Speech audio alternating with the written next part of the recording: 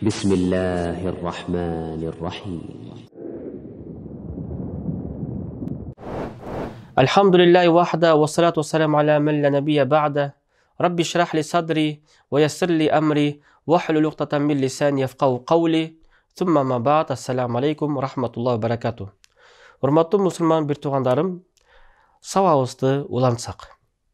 3-чү кадам балдарды тарбиялоодо. Зикру исмулла индал жима. Жубайыңыздар менен мамиле кыларда Аллах Тааланын атын эскерүү. Эми ал учурга кандай барылат? Биринчи нике кыйгандан кийин жубайыңыздарды дароо нике кыйгандан кийин анын башына колуңуздарды коюп туруп пайгамбардын дуасын айтыш керексиздер. О Аллах Таала, ошол аялдын жакшылыгын бер мага. Жана ошол аялдан эмне жакшылык болсо, ошол жакшылыктарын дагы мага насип кыл. Деп туруп, колуңузду жубайыңыздын чекесине, башына коюп туруп, ошол дуаны айтыш керексиздер. Андан кийин аны менен 2 рекет намаз окуш керексиздер. Андан кийин аны менен нике кыйгандан кийин шариаттык уруксат берген жол менен гана жакындык мамилеге өтсөңүздөр болот. Ошол жакындык мамилеге өтөрдө Ибн Аббастан келген хадис, пайгамбар саллаллаху алейхи ва саллям айткан: "Иза ата ахадукум иля ахлихи", араңардан бирөө өз жубайларына мамиле кылам деп жакындык мамилесине жол ой турган болсо, "Каля бисмилlah, Аллахума жаннибна шайтан ва жанниби шайтана ма разактана". Аллахтын аты менен: "О Аллах, биз экөөбүздүн ортобуздан шайтанды оолак кыл. Жана ошол мамиледен кийин эгерде бала болуп кала турган болсо, ошол баладан дагы шайтанды оолак кыл" деген дуа. Бул хадис белгилүү хадис, Имам Аль-Бухари, Имам Муслимден келген хадис.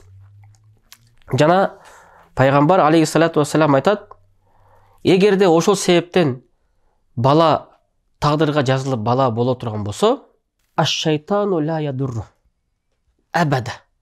Шайтан ошол балага эч качан зыяндыгын бербейт дейт. Демек, жубайыңыз менен мамиле кыларда ошол дуаны эркектер айтуусу шарт. Аялдар ал дуаны айтуусу шарт эмес. Эркектер айтыш керек. Ошол үчүн келиңиздер, мусулман бир туугандарым, үйлөнгөндө ошол дуаны айткан эмес болсоңуздар, азыр деле кеч эмес. Азыр деле айтыңыздар.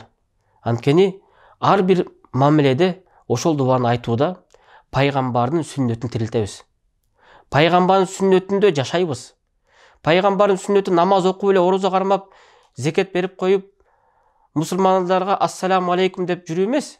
Пайгамбардын сүннөтү, керек болсо пайгамбардын дини биздин жубайларыбыз менен болгон мамилени да калтырып кеткен.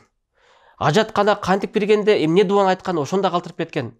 Пайгамбарыбыз биздин жашообузду ибадатка айландырган. Ошо пайгамбарыбызга көптөгөн салаваттарды айталык. Да бир хадисте: "Лам ядуру шайтану абада", алымдар шайтан ага зыян бербей деген маселеде бир нече пикирге бөлүнүштү. Биринчи пикир, шайтан ага зыян бербейт деген сөзүн мааниси бул бараканын, бул айтылган дуанын берекетин себептүү шайтан анын үстүнөн үстөмдүк кылбайт деген сөз. Мындайча айтканда, шайтан ага үстөмдүк кылат деген сөз кандай? Аллах Тааланын динине чакырсак, анан шайтан аны угуздурбай коюп, намаз окуздурбай койбойт. Аллахтын динине чакырсак, Аллах Тааланын дайыма жүрөгүн динге ачып турат. Экинчи мааниси аннаула юсарриуху шайтан. Экинчи мааниси шайтан ага ичине кирип, жин кири деп коебуз го. Ичине кирип, жанакындай шайтандык кейпин көргөзбөйт. Шайтан кирген адамдарды билип жатпайлыкпы? Акылынан кетип эле ар кандай сөз сүйлөп, кыйкырынып, ургуланып, соккуланган адамдары андай абалга чүрбөйт экен ошол баланы. Үчүнчүдөн, шайтан зыяндык бербейт деген сөз мааниси ла ядурру фи баданихи. Зыяндыкты денесине бербейт. Мындайча айткандай, кээ бир адамдарга жин киргенден кийин паралич деген оору бар. Ушундай паралич болбойт, ушундай бир чоң бир ооруларга айланып калган экен, денесине зыяндыгы жок. Төртүнчү, Ибн Дақиқ ал-Ид деген белгілі ғалым айтқан, яхтамил алла ядурруху фи динихи айдан. Динінде зиянық бербейді деген деді. Ошол да мани қамтиды деген. Демек, динінде зиянық бербейді деген сөз маниси Аллах Тағаланың көңілін Аллахтың аяттарынан, Аллахтың шариатынан, пайғамбары хадисінен бұрбайды. Ошол Аллахтың диніне бекем болады деген сөз.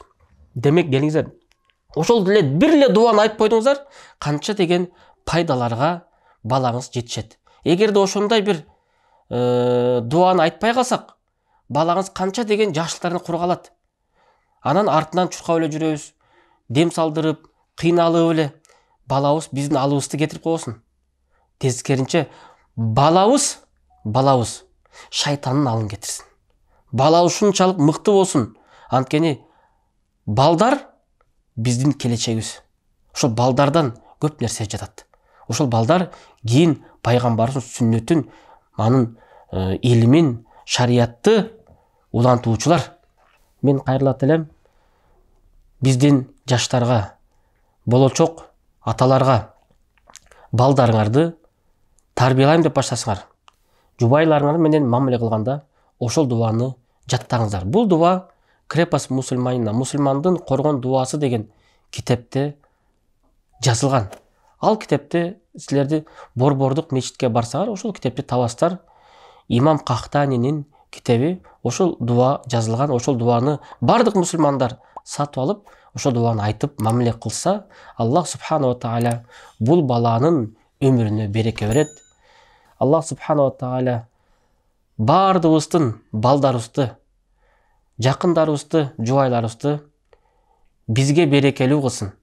Жана пайгамбар алейхиссалату вассаламдын дуасында айткандай, ошол төрөлгөн ымыркайга наристеге мындай дуа алган пайгамбар: Аллах Таала Мухаммад пайгамбардын үммөтүнө берекелүү кылсын дегендей. Ошон үчүн бардыгыбыздын балдарыбыз пайгамбардын үммөтүнө берекелүү болсун. Анткени андан көп береке келе турган болсо, бул Аллахтан болгон жакшылык. Ассаламу алейкум ва рахматуллахи ва баракатух.